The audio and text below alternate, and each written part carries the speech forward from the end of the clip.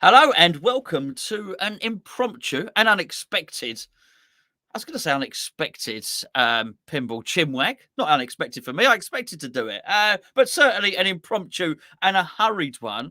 There was a good reason for doing this one right now, this evening, and I'm sorry because I've messaged a few people saying, are you around to do a chinwag today? And a lot of people saying, I'm around tomorrow, I'm around Thursday, I'm around Friday, so we should be all right for chinwags over the next few days. That much is for certain. However, a little bit of feistiness breaking out on the forum, I noticed, particularly over the Stern Insider.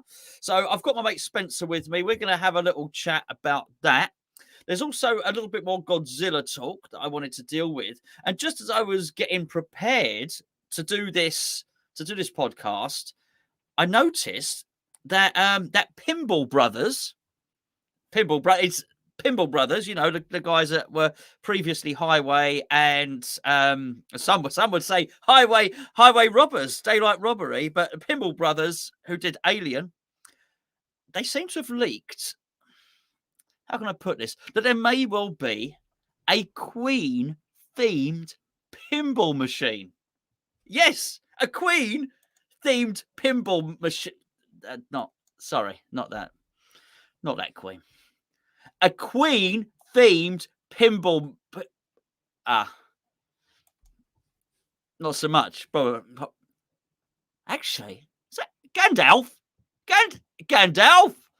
Oh, please. A queen is never late, nor is she early. She arrives precisely when she means to. Okay, last chance. A Queen themed pinball machine. What about that, eh? It says Pinball Brothers on it, so it must be by the Pinball Brothers. This is a hell of a license to get. I mean, I really think so. Let's bring Spencer in. Have you ever seen a Queen-themed pinball machine, Spencer? So it's certainly not the Queens you were banding around there for a moment. Definitely not. I saw the pictures that you were showing there. It looks like it's been leaked. It looks like it's in a shop somewhere. There's a couple of pictures of some young lady playing the machine. So whether it's pre-production or not, I don't know. But it's quite exciting. I'll share something with you.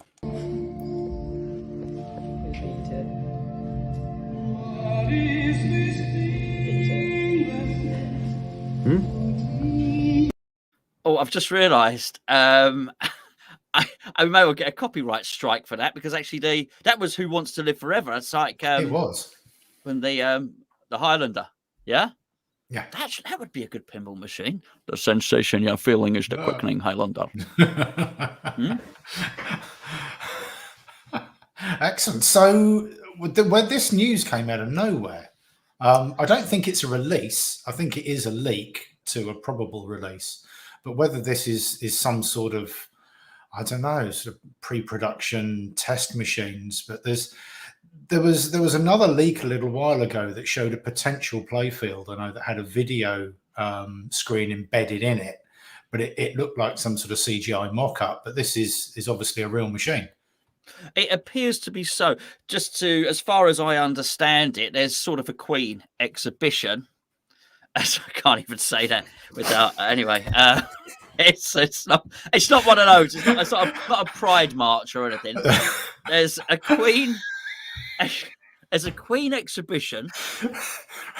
Oh dear. And they're celebrating the I guess the success of the band, the life and times of Freddie Mercury, Brian May, and the other two, and so anyway, at this exhibition of Queen, the pinball machine is there basically. You know, there's artworks, there's signed music, guitars, Brian May's guitars, all that sort of thing, and surprisingly, inside there was the pinball machine. I think this is a really crafty and quite a cool way to launch a pinball machine. But let me just get the nitty gritty out of the way. We know that a Pinball Brothers are naughty boys. We understand that. So if we just put that aside for one moment, in fact, they couldn't really help it. They had to go into pinball with a surname, but basically with a surname like Pinball, which obviously the Pinball Brothers have got. They were always going to get into that. into that marketplace, weren't they? If we put the naughtiness to one side, Spencer, it is a hell of a license when you put it alongside Alien. It's a massive license. I mean, it's right up there with Guns N' Roses, I would say, easily.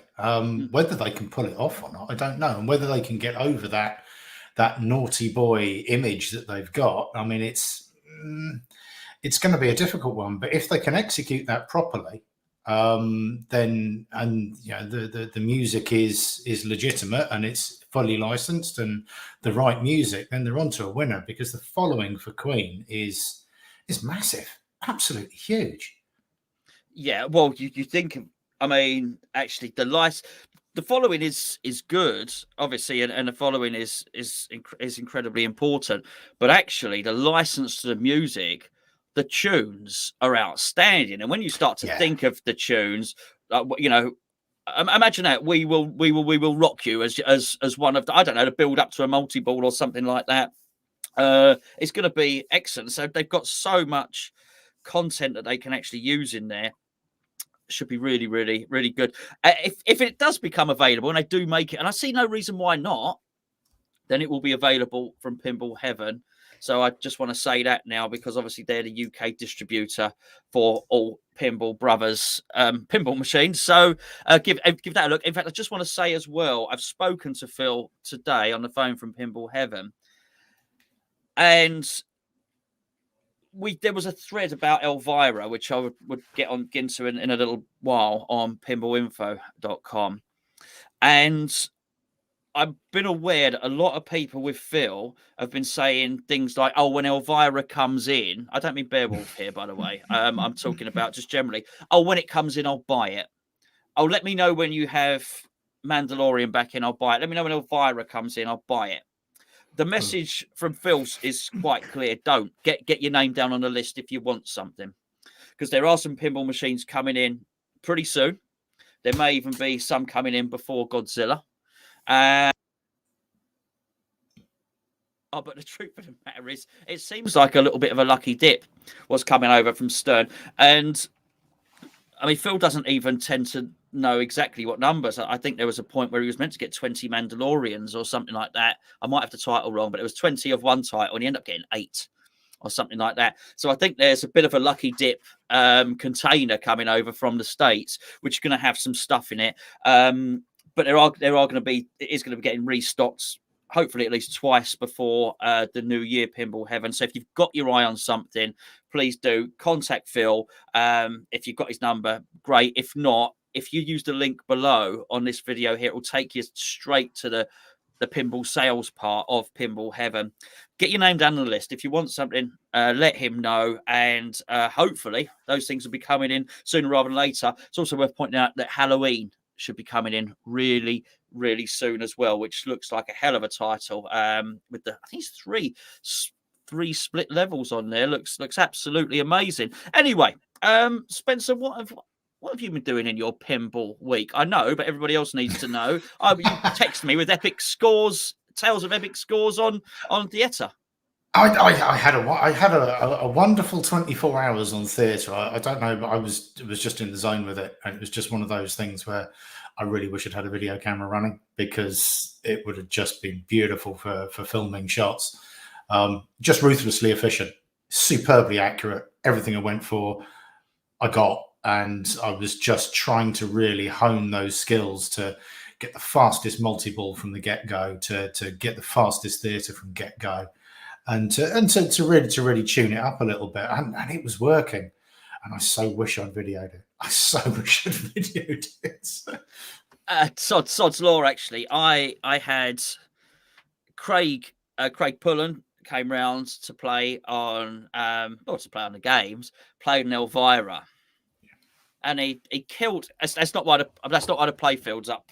By the way, if you see that, I'm just looking at it now. I'm not blaming Craig for that. It's nothing to do with him, actually. But he came round, and why did I not put the camera? Because he schooled the machine on his first ever go. And I really wish I'd have had the camera on there. Actually, that would have been gold dust, really. Bit of tutorial for myself as well, because he's got obviously such a he's quite intuitive in the way he plays pinball machines. So just little things like I hadn't really thought of. And he was pointing things out to me. Oh, okay, that's doubling up to 4 times playfield now. And I'd imagine if we do that, we get the adder ball. And I'm thinking, oh, Swaggy. Yeah, I didn't know. I don't know. I don't know what was going on. Really, but yeah, just typically. And the funny thing was when I set up the cameras, I thought I'm going to do the Star Wars video now. So when I did set the cameras up, it's just draining all over the place. I can't make a video out of that. So yeah. So you've got Star Trek coming, Spencer. I have. I'm hoping to see you later on this week because you're going to be delivering my Star Trek, which I'm very excited about because it's the first new game I've had for 10 years. I think the last one I had was Black Rose, and that only stayed around for about 4 or 5 years before I got rid of that. But I'm looking forward to a slightly more modern game. I played it round at yours, and I really enjoyed it. And I think it'll be good fun to learn a new game and to improve skills, really. Yeah, well, it is just full of flow and combos. Let me just say hello to everybody. Hello to Major. Hello to Phil. Hello to Danny. Thanks, Danny. Major says, my girlfriend knows I love pinball. She uses streamers. Lock is lit. That's but it's sexy time. Morning, Major. Morning, Fulty. Lock is lit. Absolutely. Lock is lit, Fulty. And yes, and Andy Walsh is in the house as well. Right, Spencer, we got a few things to actually let's talk about this. We had a lovely conversation the other day on the phone about the Magna-save on tell everybody that doesn't know about this wonderful feature on the Edge of Magic, which should be on everything, particularly on Star Wars. Yeah, it's called Hocus Pocus on Theatre. Basically, it's 2 giant electromagnets underneath the outlanes. It's got an eddy sensor underneath there, so it senses when the ball goes over it. And if you switch Hocus Pocus on, if you hit the two targets that enable that, it will save the ball. It will literally grab it and stop it from going down the outlanes. And it's just so kind. It's you don't really have to try terribly hard to get Hocus Pocus lit because you kind of get it off the slingshots anyway. All you've got to do is have a couple of slingshots, and it's bound to bounce over there and get those targets lit. But there's only 2 targets to get. You've only got to hit them, I think it's once each. That's it. And it massively reduces the amount of outlanes that you get. And so it just hovers. It just to describe it magnetizes just before the outlane, and it stops the ball from rolling down there. It just hovers. It physically stops it on the playfield. There's this huge electromagnet underneath the playfield, and if the ball is going down there, you can see it pulling the ball out of the outlane, and it'll hover it over the lane just inside that outlane, and then deliver it back to the flipper again. And it's one of the things on the game that sometimes the ball is traveling too fast for the magnet to pick it up. If you really slam one into the outlane, the magnet goes, oh, there's a ball, and then it doesn't have time to grab it. But you don't feel hard done by because at least you feel like the machine tried. But what it does is it just keeps everything flowing, and it stops that disappointment of an outlane. It doesn't stop it going down there altogether. It doesn't mean to say that you're going to have Hocus Pocus lit the whole time, but it's really rewarding. And it basically leads to the only drains being center drains. And if that happens, then, it's kind of your own fault, but you never feel hard done by from an outlane shot. And it's something I know when we played Star Wars around at yours the other day, the amount of side drains we were getting was untrue, especially off some of the slings. And the kicker as well would bounce off 2 slings straight down the outline, and that was it. And I do feel whether machines like that, I think we talked about it at the time, whether they were ever really should have been designed with some sort of ball save and under playfield ball save in a similar fashion. And you kind of feel like they possibly should have been. Well, I think a lot of them tend to do it with the software. So there's a sort of scoop like lock shot on the right of Star Wars. If that pops that out and straight between the flippers or whatever, it'll give you 2 or 3 seconds. So, but yeah, I don't know if that was retrospectively done, but there's probably something a little bit off with the geometry. But you can, I've dialed it down so the power is less now, so it actually pops it onto the right flipper. So that sorted that out. I did hear a rumor. Oh, by the way, let's just say hello. We've got a couple more stragglers. Who have we got in? Who have we got in? London Pinball. Hey, is that you, Matt? That probably is. Must be. Otherwise, it's an imposter. Arcade Crusader says, "Hey, I heard that when Steve Ritchie was designing Star Wars, he wanted what you've described as like the hocus pocus thing to represent the Force." That makes perfect sense. And that would have done that. So, the Force, whatever, Obi-Wan Kenobi does his stuff and he stops the pinball from draining by using the Force and all the rest of it. Apparently, he got his budget cut a little bit. Now, the budget has been a topic of conversation recently because apparently on Keith Elwin's latest game, which is Godzilla, he's had more. There's an abbreviated name for it, but it's basically the amount that you can spend on costings to build the pinball machine. And apparently, he's had more than he has done previously. Budget. Yeah, there's a 3-letter word for it, whatever. But apparently, that was cut. So what you're seeing with Star Wars is really not fully what Steve Ritchie had intended. But I gotta say, it's been really growing on me, mate. Has it? Like many things. Absolutely. Shrinking. Some shrinking. Yeah, I'm like this. Yeah, absolutely. It's been growing on me. The game is completely addictive. And now I've sussed out what to do with those Banker 3 targets, which when you were around, I thought was the work of the devil. I thought was sabotage. I said John Borg or Brian Eddy had sabotaged Steve Ritchie's design when he was on his lunch break. Actually, there's a temptation there because is there? Yeah, there is. Okay, so do you remember when we were playing the game, you can actually allocate what shots you're getting bonuses on? Yeah. Okay, and then you lock them in by pressing a button. You can increase that bonus to the point where, as I understand it, you can increase it to 40 times. Wow. Now, okay.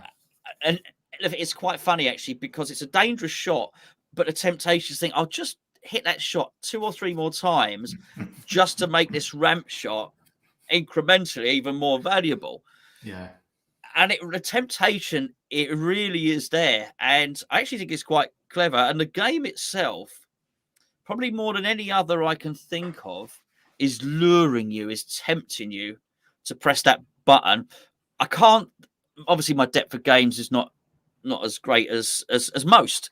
However, the temptation to take your hands off those flipper buttons is quite a lot, not only to reset where you want to apply the bonuses, but then when the TIE Fighter thing comes in and you've got to start whacking it.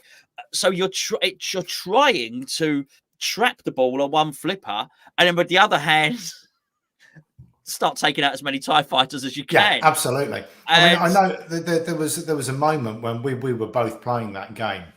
And I think I got lured into the concept of it. I like the game. I like the shots on the game, but it is a harsh mistress. There's a lot of drains, and I think there was there was one game where it went down the side, it launched the ball, it went down the side, it launched the ball, it went down the side, and I didn't touch the ball the entire game pretty much. No, it auto plunged. Yeah. And then you had a game on there where you really connected with that machine, and you went a long way. Now it did punish you halfway through it. And you were a bit ticked off with it for doing that because I think you got your score on the scoreboard. So you went quite a long way with it, and it's interesting to see that because you were very anti it. You were this game's just annoying. It's just winding me up.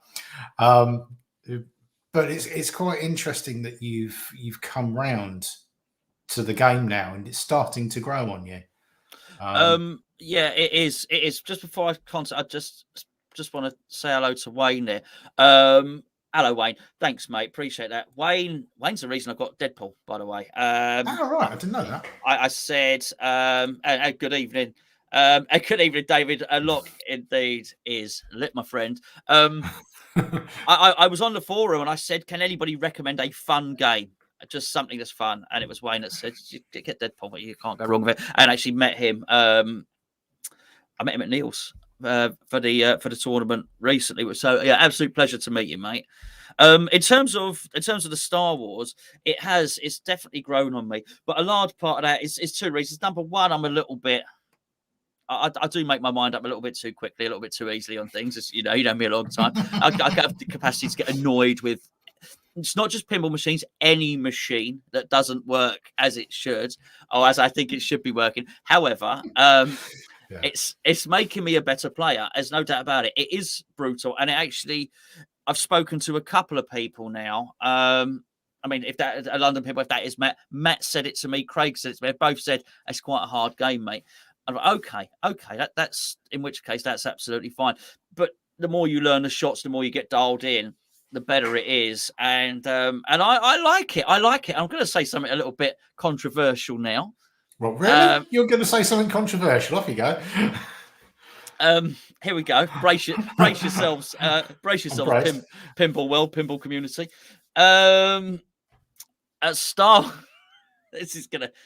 Star Wars is better than Stranger Things. There you go. I said it. Wow. Okay. See, I've never played Stranger Things, but I liked Star Wars anyway. I mean, the fact that it's a hard game is okay. If that's widely accepted, then fair play to it. Yeah, most won't agree. In fact, probably nobody agrees with that, because I'm even thinking that maybe even John is probably thinking because John's actually got Star Wars and Stranger Things, so maybe even John might be saying, "Oh, steady on there." I can hear people typing on keyboards right now. Yeah, smashing stuff. Andy has got Star Wars and Stranger Things, but Andy posted he scored over 1 billion on Stranger Things. He was meant to be doing something. He's meant to be busy. He's at home playing pinball. Scored over 1 billion on Stranger Things, which is really good. Yeah, his mate. So Star Wars does have some redeeming features, but it should have been integrated so much better. What Chris has done to the machine, I think, has helped. So the Millennium Falcon, the lightsaber, R2D2, or as I called him, R2D2 on the top, who I called, what did I call him? Do you remember? Oh, God, what did you call him? You called him a few names, actually. I called him C-3PO. That's right, yeah. Yeah, fortunately, that video never saw the light of day, because doesn't matter. Thank God. It down. But yeah, the focus wasn't quite right on that. But I like it. I like it. Right. You've had a bit of a week with Elvira as well, haven't you? Suchusa. I lost a gargoyle. That's why that playfield is up. I wonder why you were sitting funny. I couldn't. Yeah. Gargoyle's gone wild. I found it. It was hiding up the top of a ramp right round the corner. But so much so, Spence. Hold on. Oh, hello. Are you there? Yeah, no, I've gone. Sorry. So much so that I even took like the house apart and stuff like that. Oh, I thought it got lodged inside the house. You can still hear me, yeah? Yeah. I took the bloody thing apart, and in the end, I did find it. I was looking for a gargoyle because I knew it is somewhere under the playfield. I was looking for an hour. I took half the thing apart, but I found it very. It was like when I saw Wayne play the Deadpool. Who's very good. I mean, very, very good. And it inspired me to play better. And Craig, after I'd stopped crying, inspired me to play better. So I thought, right, you bugger. And I actually had my best ever score on Elvira 2 or 3 nights ago. Before the guy, it's only the gargoyle that spoilt it for me. And I've been like yourself, Spence. Maybe it's something in the water. Maybe it's the fact that we can't go anywhere because nobody's got any fuel and we're stuck at home. God, but you've done a wonderful score on Theatre. I've done my best score on Star Wars and Elvira. Oh, honestly, but everybody that plays pinball will know this. You're going to feel my pain now. Oh, the first 2 balls were quality.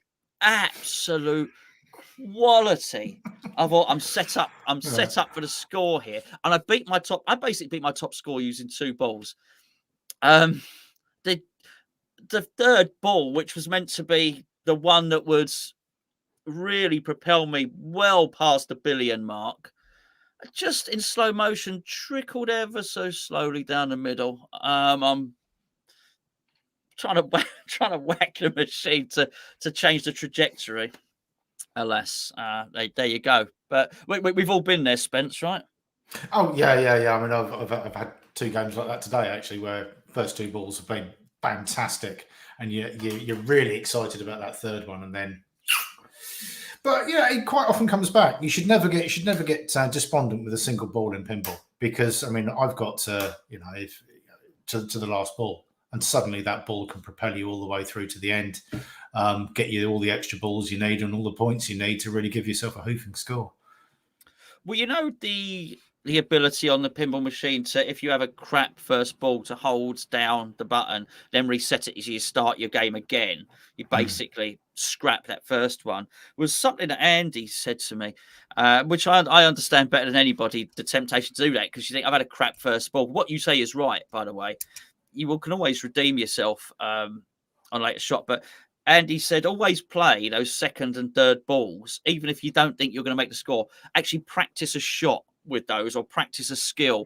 Just try and do something. Always make a little mini game for yourself so you don't waste that. And I thought it was really, really, really good advice. Not that I take it, but I thought it was really good advice at the time. Anyway, moving on, because I want to finish up later on with a bit of Godzilla. Let's talk about the Stern Insider. And the reason I want to talk about the Stern Insider is because it's prompted a lovely thread on the forum, which has some people making. I'm not sure who I agree with or whatever, because everybody's making their point so well on there. So just tell me, as you understand it, what about the Stern Insider, please, mate. Well, as far as I'm aware, and anybody's welcome to correct me if I'm wrong, but Stern have put this. They're releasing, with all new machines and making backwards compatible, a QR code reader that goes into the machine and allows the machine to talk via an internet connection to a server somewhere and an app on your phone, and records lots of data about you and the machine and your scores, and also integrates all sorts of promotions and should we say software achievements. So you get XP for playing different games. So you'll get experience points that will be logged with Stern. So the more games you play on a wide variety of machines, the more experience points you'll get. Those experience points will be convertible into probably shields and emblems and achievable, not necessarily physical achievements, but certainly achievements that can give you kudos within the Stern community. There's also an opportunity, I think, for real world prizes. I saw an image earlier on that was perhaps suggesting that. Okay, hold on, steady. No, not that image. No, okay, that was a different image. Sorry. That was suggesting that perhaps you could get a free game. That under certain circumstances a machine might go into free play. How that would run with the arcades, I don't know, in a commercial environment. But there was certainly an intimation that freebies could be got, as well as merchandise such as hats and T-shirts and things like that. But the other thing is that obviously it gives you an opportunity to post your scores and to be part of a sort of a global Stern online sort of ranking system. But it's quite an interesting implementation. I don't really understand why they've implemented it the way they have done. And I'm not sure. It certainly seems to have split the community, both here in the UK and in the States. I've been reading some stuff on the US pinball sites as well, and they're very much in the same boat that we are. There's lots of people hailing it as an amazing thing. There's lots of people expressing concerns. There are people worried about the cost implications. and whether there's any real world benefit to it. One thing, the immediate thing that I saw on that was being able to post and compare scores. So we've all been locked down, and so on and so forth. So you can say, "Oh, look, this is my score," and putting aside the fact that actually machines do play differently. This much we know. Yeah. That being said, I don't understand, because I thought Scorebit was going to do that, and I thought Scorebit could be run on any machine. So as I understand it, when we played in at Pinfest, the whole scoring system, which was really impressive. So when Wayne and Paul would just input the stuff on an iPad, I think it was coming from Scorebit. I don't understand. I thought that was really, really impressive. So I think the idea is that this does a similar thing, as well as the XP points and all the things that you were mentioning. What I don't know if that makes Scorebit defunct. Do you still need that? Can you run them together? That's really going to be interesting, because obviously Scorebit's good because you can run it on sort of all them. It seemed anyway. I haven't said that, but I think in that lineup possibly. No, it can't have been only Stearns, because the Getaway was there. No. And Wizard of Oz was there. Go on. Sorry, I did some research earlier on, and basically I've not used Scorebit. I'll put my hand up to that. But what I did was I went onto the Scorebit website, did some research onto the hardware and the software side of things, and actually downloaded the installation manual. And Scorebit can be installed pretty much on everything, from a pinball to a washing machine, if you want, by the looks of things.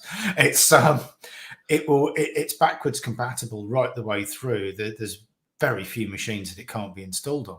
And the beauty of it is what you're doing is you're buying the hardware, and then you're buying a license for a particular machine. Now, I believe it's locked to the serial number of the machine.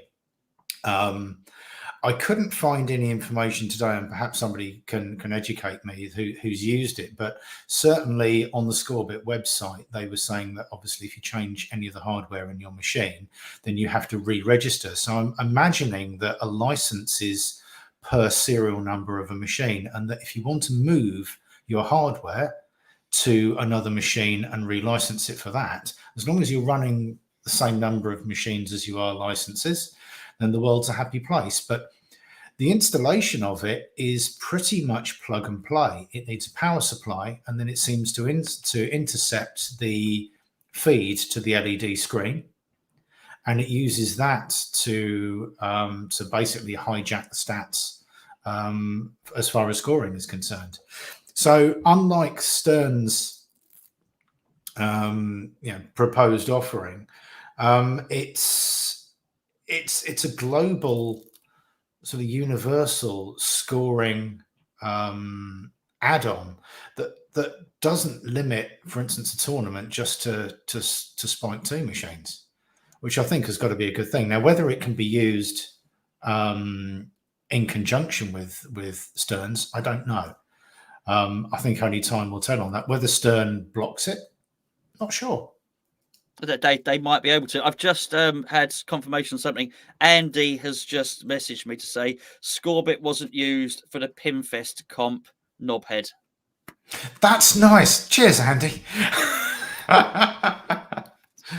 Just abuse, isn't it, really? Just abuse. What do we expect from Andy? I mean, I wouldn't think anything less of him. Behaviour. 2 seconds. So Arcade Crusader thinks it sounds great. Let me just deal with this. Hey, Gonzo, still waiting for the beginner's guide to get into pinball, a serious hobby. I will do that, my friend. I promise you, I will do that. What I need to do is get down to see Matt at Flip Out, because it's going to play a pivotal part in any video that I do of showing you. I think it's really important that people getting into pinball doesn't start with being able to buy a pinball machine. I think it's really important, actually, that that's not your first contact with a pinball machine. So a big part of that video of getting into the hobby of pinball is going to be trying to highlight where you go and whatever part of the country you're in. So, but I hadn't forgotten at all. In fact, I think about that all the time. You said something interesting to me earlier. Oh, about the QR scanner? The QR code reader. You said to me, and I hadn't even given this any thought, You said to me, why does it need to have a QR code reader on it? Why isn't the QR code on the machine? You use your phone as the QR code reader, and then basically the machine inside it has got something in it. So as that then talks to it, because it's got to be connected to the Wi-Fi anyway. Basically, they put a QR code reader in there, and it didn't need to because you've got to use your phone anyway. Well, I had a little think about this, and basically, what they're doing is they're charging a couple of $100, which will probably translate to a couple of £100 or maybe more by the time it's landed over here, to install rather an ugly QR scanner on each machine. Now, as far as I can tell, the only reason that you need to have a QR code is to associate the player with the machine. Now, there you go. There's my QR scanner. I've got one of these. 85% of America has now got a smartphone. Well, I think we're lacking here. We've got an 82% uptake on smartphones. That's per head of population. So it's not like we haven't all got these QR scanners in our pockets. Now, what I don't understand is why we can't have a QR code on the machine, use an app to scan that then goes around the internet to the server, which talks to the machine, which is connected to the internet, and effectively closes the loop that way, rather than having a QR code on our phones that is read by the pinball machine that then closes the loop the other way. I did think about this earlier on, and I thought the only reason that I can possibly think of is that if the machine loses the internet connection, it could have its own internal memory as to which QR codes are being logged to which games. And therefore, when the machine is reconnected to the internet, it could then squirt that data back to the server. But that's quite a tenuous set of circumstances. And it seems like a hell of a sledgehammer to break, a walnut. That's really the tail wagging the dog, isn't it? Well, yeah, the cart before the horse, and any other Bring 'em on. analogies you want to use. But it seems like a massive technical overhead. If you want to connect a machine to the internet, then a wireless connection or a Cat5 cable connection is a relatively cheap and easy thing to do. It's unobtrusive. It can be stored in the head of the pinball. It doesn't require all of this apron reworking. It certainly doesn't cost, well, at the moment we're looking at rumored costs of $200, like I say, which were per machine. That's the price that's being added to the machine and will possibly be a price for retrospective additions to older machines. And those are only Spike 2s. That doesn't cover anything other than Spike 2s. That's it. But one thing that has come up today, and I'm reading off a sheet here, and that is that all new machines, including machines like Godzilla, will be shipped after January the 1st, 2022, with this piece of hardware in it. Yes. And that also coincides rather interestingly with a massive price hike. So the pre-2022 pricing for Mandalorian is for a Pro, this is the MSRP. So that's $6,199. That rises by $700 to $6,899. That's just for a Pro. A Premium goes up by $1,200, and a Limited has gone up by $1,300. Now, I don't believe that price hike just is to cover this hardware, but it's no. I do wonder whether it's a little bit a case of they're holding something shiny in this hand and going, oh, look at the shiny thing, don't worry about the price increase. That's what it's covering. It seems like it could be justifying it partially. I don't know whether the price increase would have happened anyway, but I do feel like it's perhaps aimed at softening the blow of the price increase to a degree, because you're getting all this additional functionality. There is another point of concern, I think, that's come up on the forum today, which again has been coming up just not on the UK forums, but the US ones. And that is, now that you're able to connect your Stern Spike 2 to the internet, what's going to happen with unlicensed content. For instance, Jurassic Park, a lot of people have got ROM upgrades on that have got movie footage in them. Now, that's unlicensed. Now, if you decide to connect your Spike 2 to the internet and use it, for instance, for a ROM upgrade, are they going to look at your software and take umbrage at the fact that you've got effectively unlicensed content on there, bearing in mind that one of the conditions of buying one of those machines is that you must not infringe copyright. Yes. And I mean, I replied to something on the forum today on this very subject, and it was sort of harping back to Microsoft and the Xbox, because effectively, if you jailbreak an Xbox, Microsoft can and will and have done, they will brick your Xbox. They can turn it off. They can stop it in its tracks. So technically, you go from having a Stern machine that belongs to you, that you have control over and that you can upgrade and you can do whatever you like, to having a Stern machine that is talking to Stern the whole time, effectively. Now, you don't have to connect it to the internet, but let's hope they never take that memory card, that memory stick slot off it and insist that you update via the internet. Because otherwise, then, the days of modding the software on there will be gone. Well, I think they are gone. I think that is part of it. I remember it all coming out a while ago. There was a big announcement from Stern, and they were pretty much talking about the artistic rights of the licensee, basically, and you can understand that, by the way. And as I understand it, and there's a large part of this is actually the licensees turning around to Stern and saying, "Oi, hold on a second, you ain't paid for."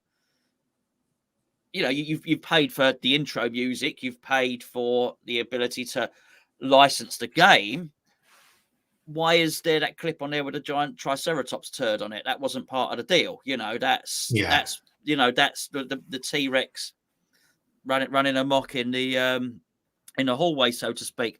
That being said, Spence, we know how this goes as well. Sometimes you need to use unlicensed stuff. So in terms of there are certain software, certain editing software providers. You might want to change a font, and they might not provide the font. So you go and get a font, and if you have your internet open when you do that, they might slap your wrist and say, "Oi, you can't be using that font. That's not one of our official fonts," and they close it down, as you said, bricking it.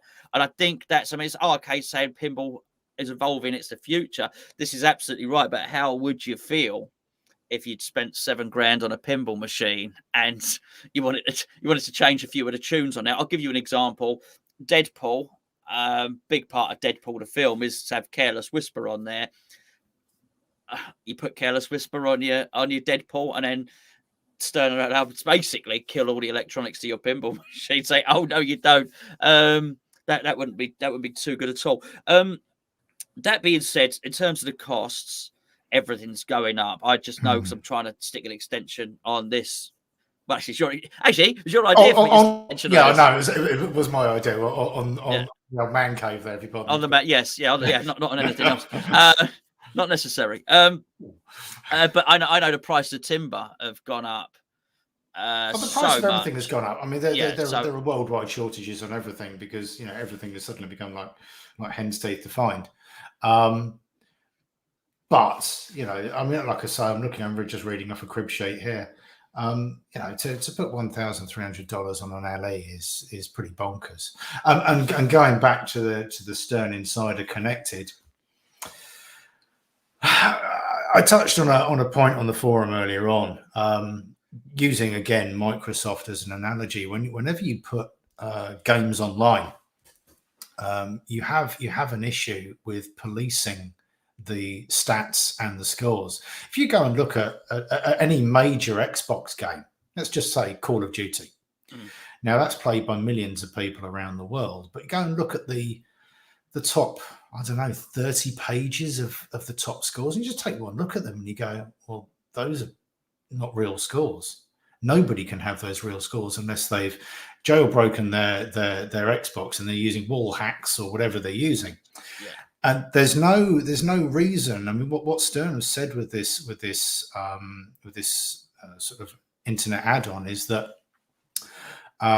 validated machines, in other words, machines that are in arcades that have no access to the end user, e.g., they don't have the keys and can't take the glass off, will carry more kudos as far as recording scores and gaining experience points. So if you've got a Stern machine at home and you post, you just say, out of nowhere comes the most amazing score you've done, that 1 in a million score I described it as earlier on. You're going to put that up online. Everybody's going to take one look at you and go, yeah, right. You didn't take the glass off of that. Well, unless it's me, Spence, they believe me.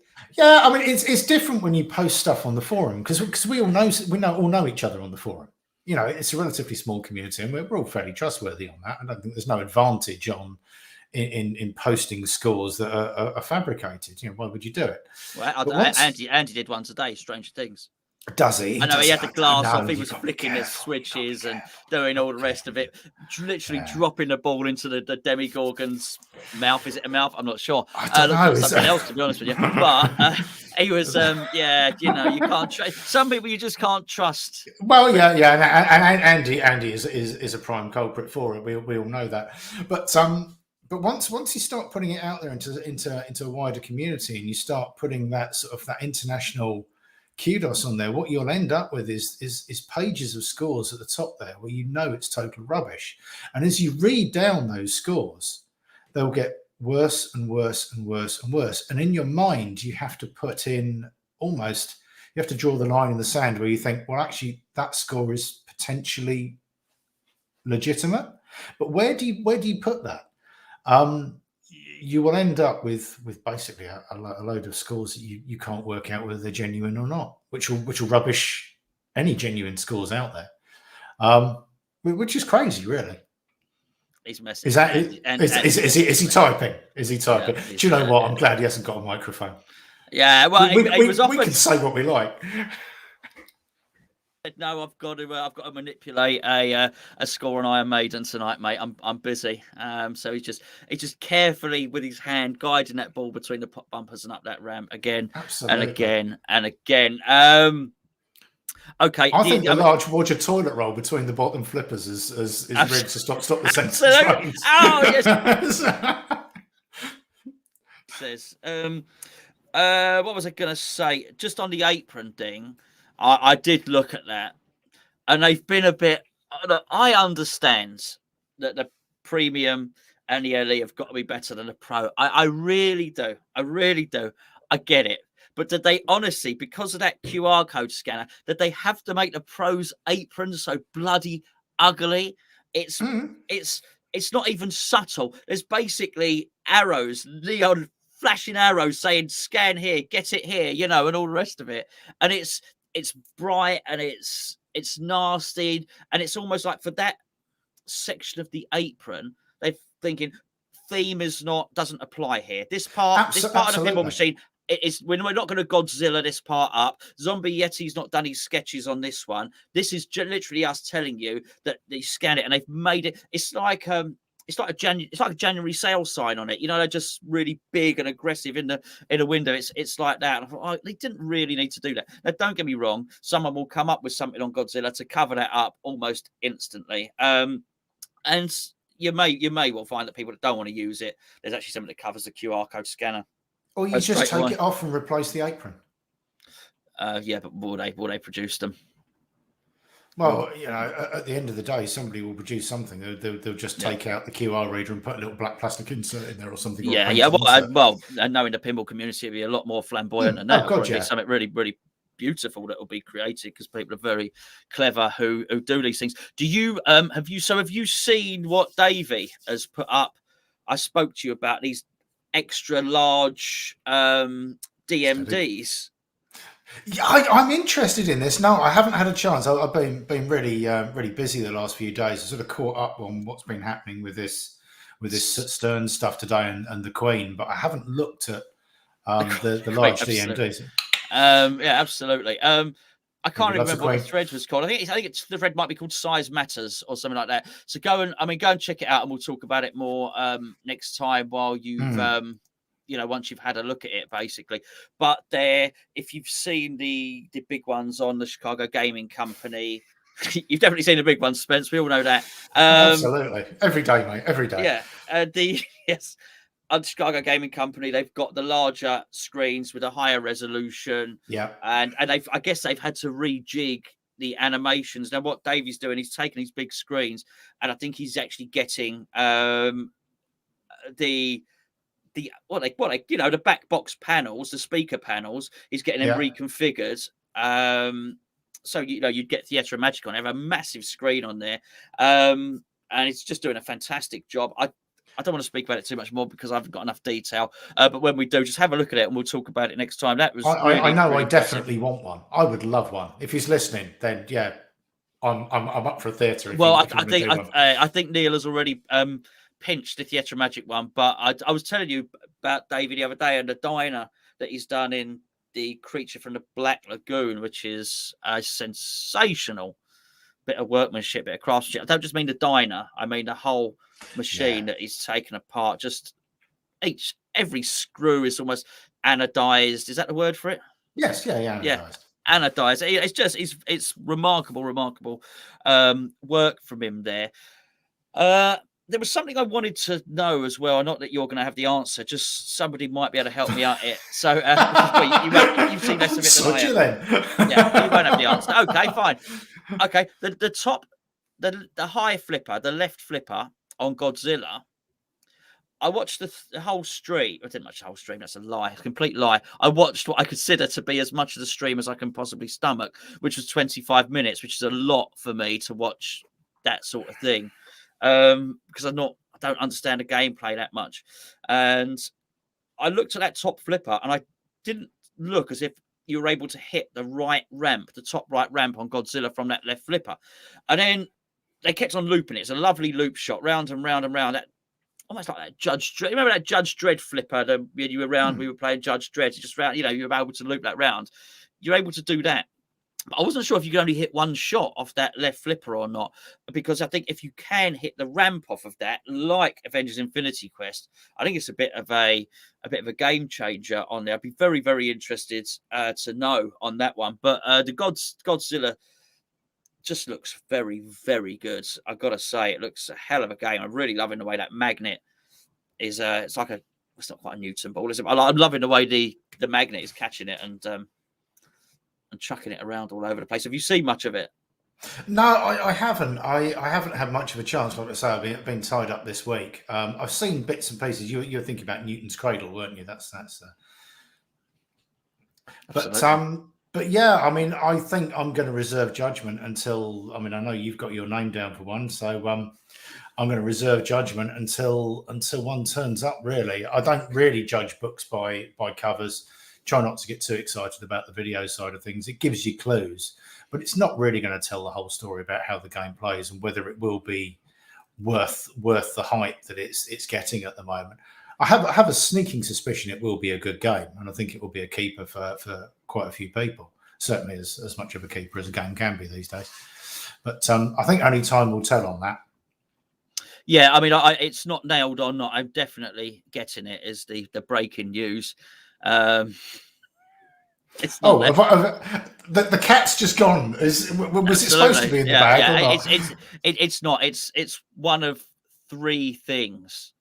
It's one of three machines basically that I've got my eye on. Put it that way. So it may well be that, but it may be one of two others. I'm just waiting. I'm waiting to see, but I'm just trying to get as much information as I can about the game. Just want to say a massive thank you to Doug, who knows nothing about pinball, but great show. We're having a very nice evening. Thank you, Doug, mate. Cheers, Doug.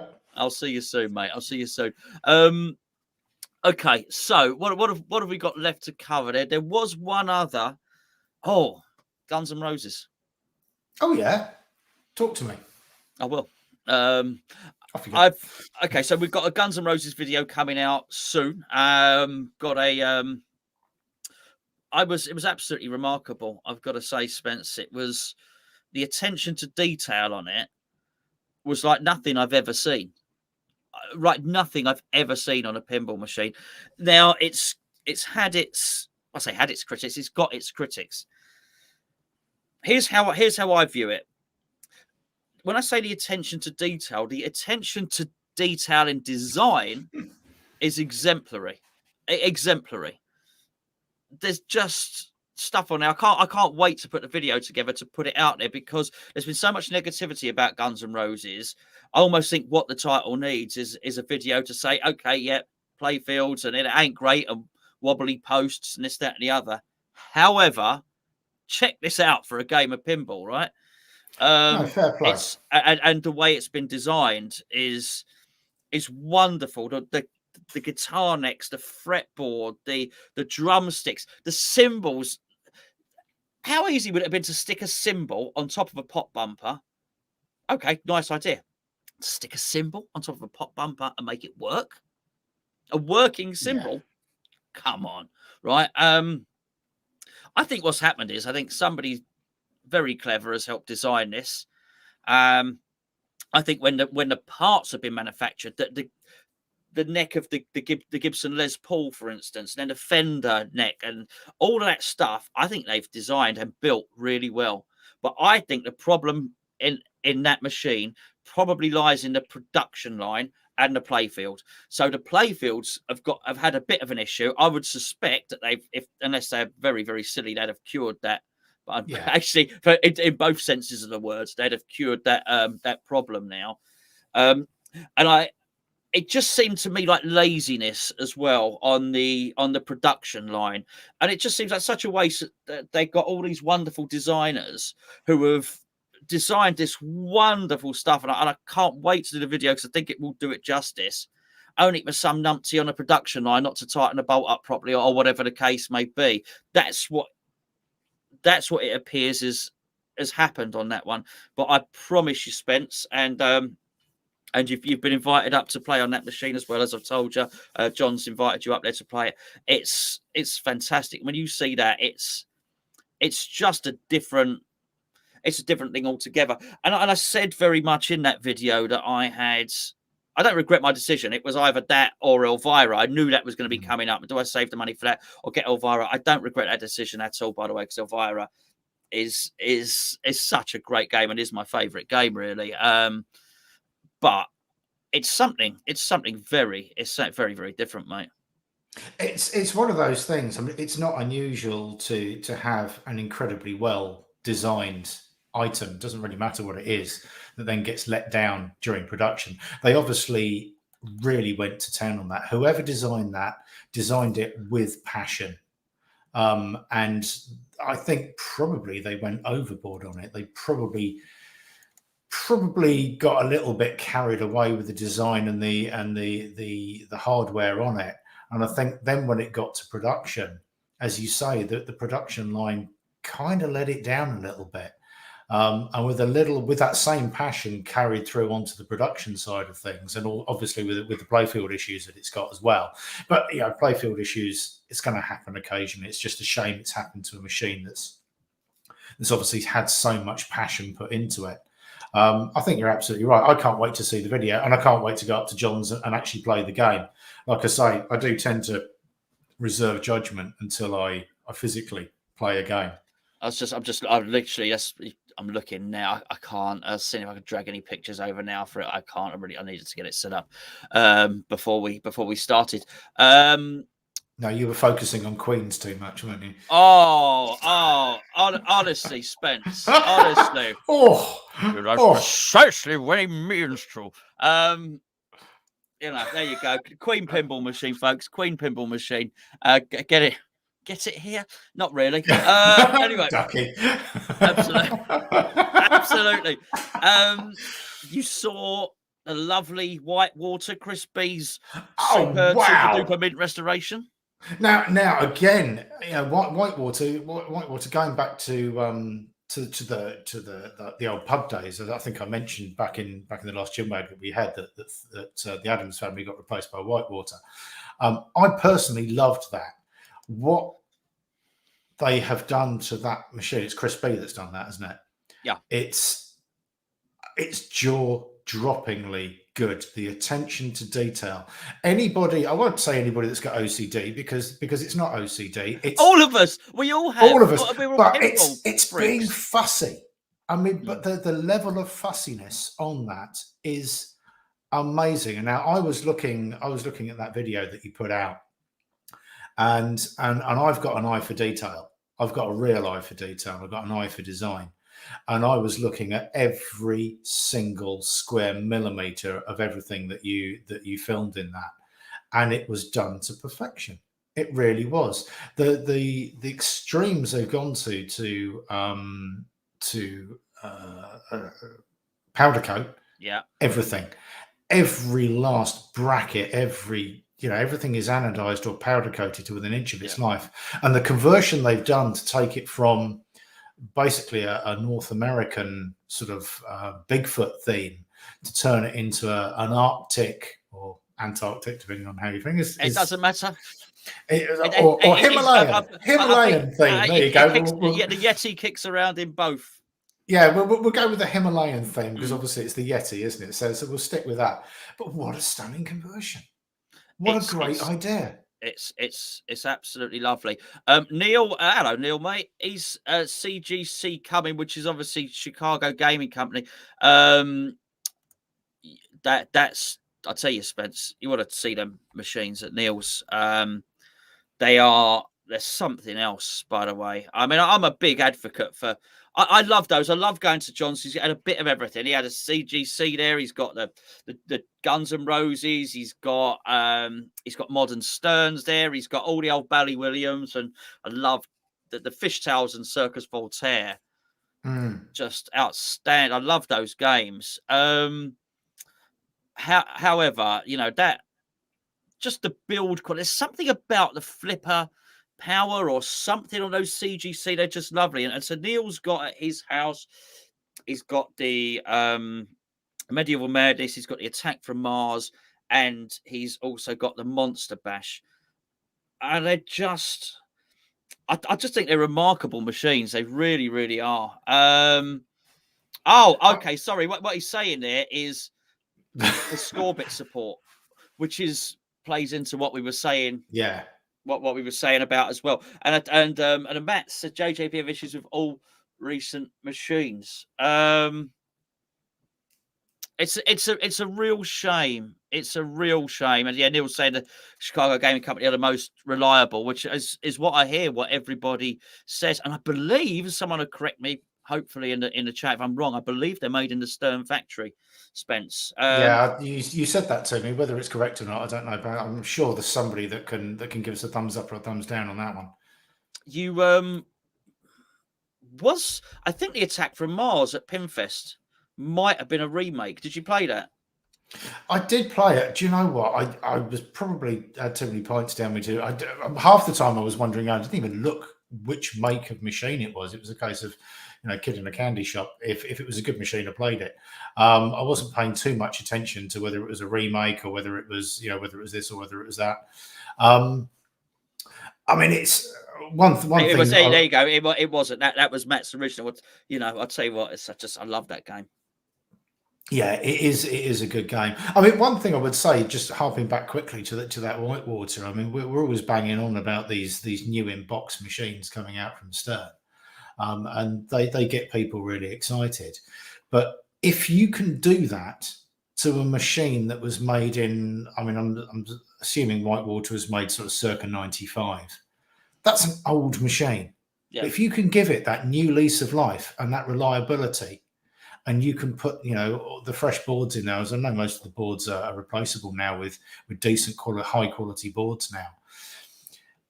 New inbox from Stern, I could take it or leave it, to be honest. There's a decision there. I've got to say, there's a massive decision. I mean, there really is. I think totally dependent on what level of player you are as well, because I do read an awful lot that I can't help myself. I'm a sucker for a lot of these modern Sterns, right? I really am. It's crazy. Even though I know I'll never get there, I sort of quite like the strategy and like the ability that I will be able to hit there. And I miss Jurassic Park tremendously. Like an old lover.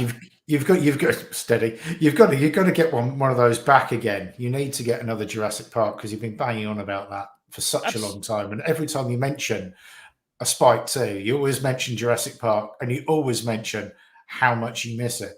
You need to get another one. I do. I really do. But look, I mean, it's one of those things. I can't have loads of machines. If I hadn't got rid of it, that wouldn't be sat there.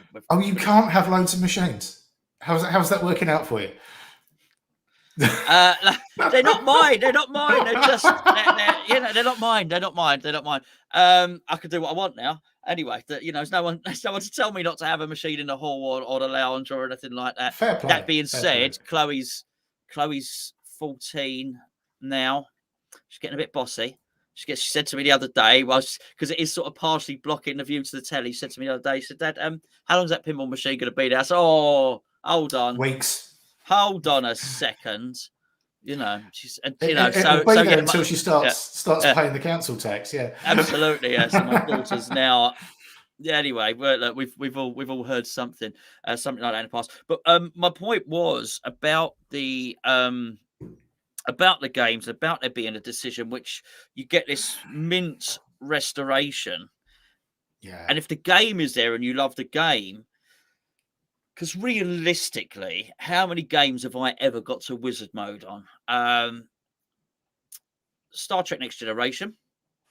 I've done that 2 or 3 times. And the only other game I think I've ever got to wizard mode on was Attack from Mars. And I think that might have been once. So actually, I like to think I might have improved a little bit now. You spend time around these good players and you go to these tournaments and you watch them. And I think I've got a little bit better. That being said, I do look at some of these Bally Williams and think actually that might be absolutely perfect. And look at Fishtails. I mean, can you imagine a Fishtails done as a mint? I mean, it's not a lot of the Bally Williams haven't got a massive depth to the rule set, but you don't want every machine in your collection to have a huge depth to the rule set. You can go out and you can get a Jurassic Park or something else that's got, or a Game of Thrones or whatever you want to get, Lord of the Rings. It's got a much deeper rule set, one of the more modern Spike 2s. But if you want a good fun game that you can have a beer and stand a chance of getting to wizard mode and have good fun with your mates with. I mean, I can't think of Champion Pub. I mean, what a brilliant game. What a brilliant game. And like I say, if I had a chance to get a Spike 2 or a mint restoration Fishtails, there would be no competition. I'd get the Fishtails all day. Would you? Yeah. Yeah, I think you need to go and play it, because that's a great game. He had a lovely run on it, John, as well. He was looping it and catching the big fish and doing all the rest of it. And actually, I don't mind that repetition on a game at all. I really don't. I quite enjoy it.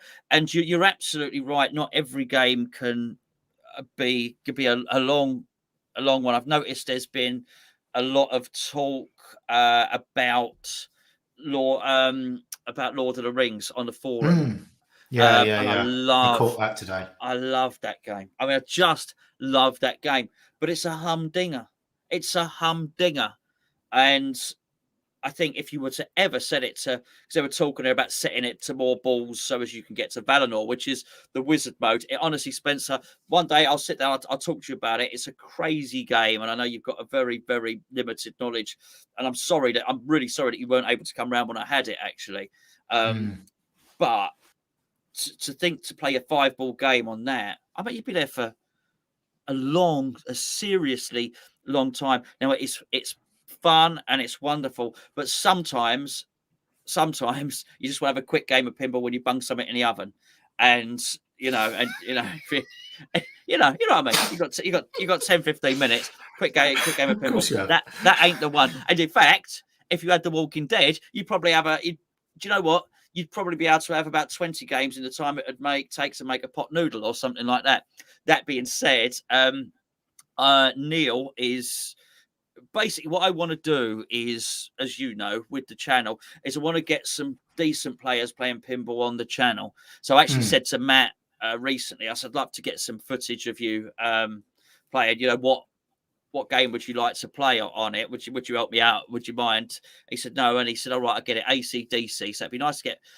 I want to have some footage on the channel of people playing games that they know, rather than me saying, "Oh, what's this button do?" and stuff like that, which is just crap, really, isn't it?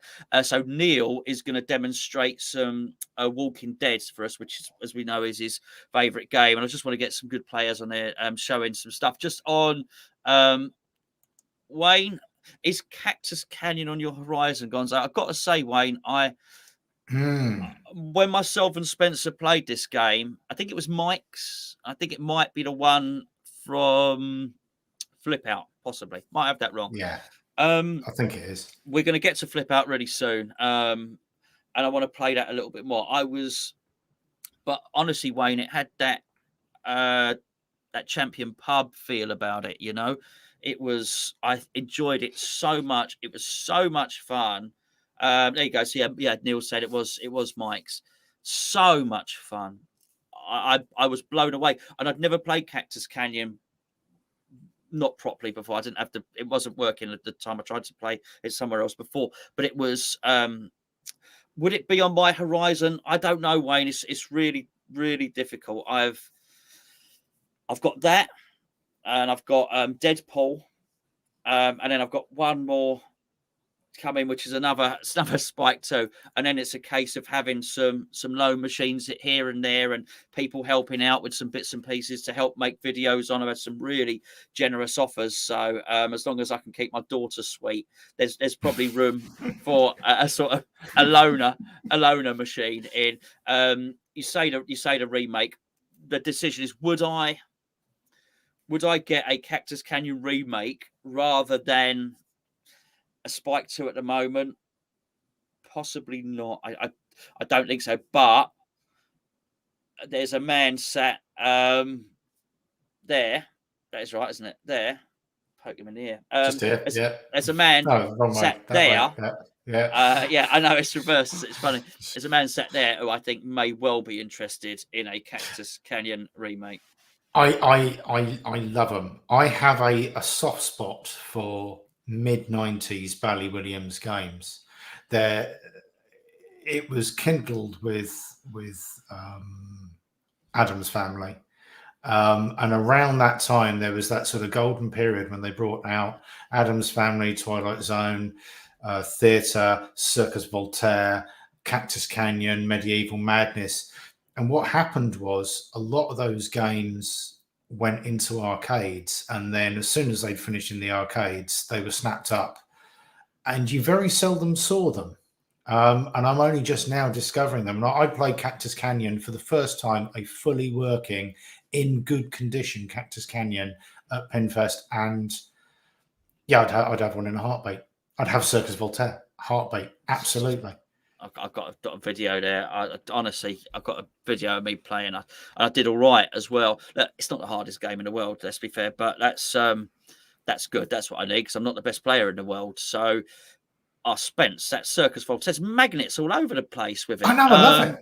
The pinball moments. It's pinball moments all the way through it. And there's a thing called the juggler. There's a thing called the juggler on it. I've got one of those. Yeah. But honestly, so you lock it up. It goes down up the left ramp, and you lock it in there. And it says basically, it goes into an animation on the circus. It says, I'm a juggler. I can juggle one ball all day long. Lock it in. Say, I'm a juggler. I can juggle two balls all day long. Third ball. And I've thought of you when I did it. I thought, Spencer you'd love. I did the same thing. I did the same thing at Pinfest. I went on it, and I got the juggler locks, and I saw that animation. Yeah, it's fantastic, and that's right up my street, to be fair, because the screen is in under the playfield. Spencer, I think we probably should leave it there. I'll tell you why as well, because otherwise I'm going to drift on to how different LCD screens have incorporated animations. I think some of them do it well. I think some of them do it badly. I would class Deadpool as one where it really sort of works for me. But and then there's others where it hasn't really worked out. And it's quite, it's quite pertinent, I think, at the moment, given the Godzilla coming out and the different things and how you utilize that LCD screen, particularly with what's happened with Star Wars as well. Looking at how they really, it's almost like it felt to me like that was I probably got it wrong, but it felt like they were really trying to justify that screen being there. So actually, we're gonna really make you interact with this screen a lot more than I've seen some of the others do as well. I'm not sure whether it's too much yet. I haven't decided, but yeah, I'd like to talk about that next time. Spence, thanks for joining me as always, my friend. Always a pleasure. Always a pleasure chewing things over with you.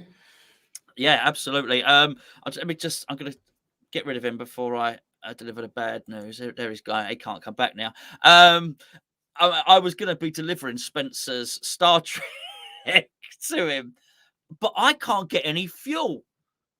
He's making sound. He's in the green room. He's making sign language. Sign language. Oh, there we go. Sorry, Kenny's there saying Halloween is pretty poor. We're gonna have to be having a look at that. That's another thing for us to have a look at. I've got to say, I need to, as with all these things, I need to look at it myself. I was well impressed with what I saw on the video. Spencer's not getting his Star Trek this week because every time the petrol station gets a delivery, there's a massive queue out there, and I've got 8 miles. 8 miles left in my the car's saying I've got 8 miles left in the tank, basically. And there you go. So Spence, as soon as I get fuel, mate, you'll have your Star Trek. Never make it as a pinball delivery driver, will I? Thanks ever so much, everybody that's joined in and all the comments. It's been lovely. Really love this. Sorry, it's been a little while. Okay, fine. Hold on a second. What are you saying? Oh, I see. You can go.